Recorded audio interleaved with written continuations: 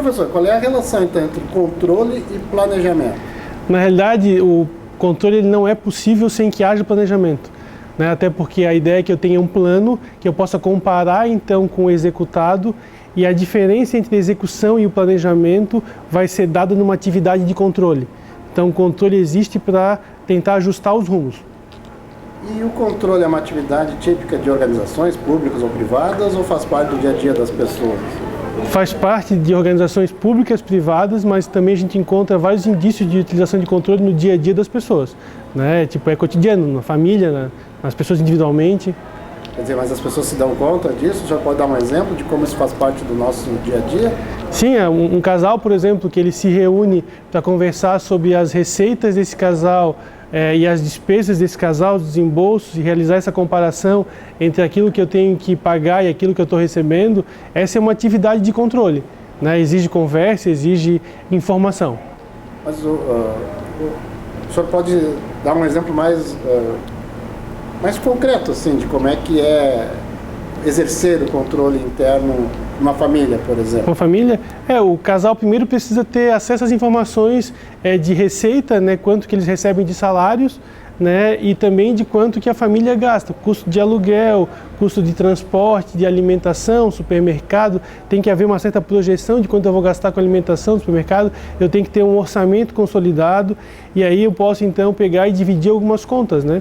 Dividir contas entre o homem, entre o esposo e a esposa, para que eles possam cada um assumir uma parte desses desembolsos. E aí, ao longo do mês, eu vou pegando e vou fazendo algum tipo de controle, lá entre o saldo da minha conta e aquilo que eu tenho que pagar, para garantir que eu possa chegar no mês com alguma folga, né?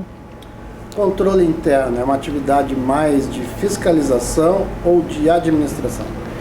Ele é uma atividade muito mais de administração, né? O principal foco do controle interno é aprendizado, né? É evitar que o problema cresça, é tentar observar quando que uma situação está saindo fora do rumo planejado, para que eu possa eventualmente lá estancar o problema antes que ele assuma uma proporção muito grande.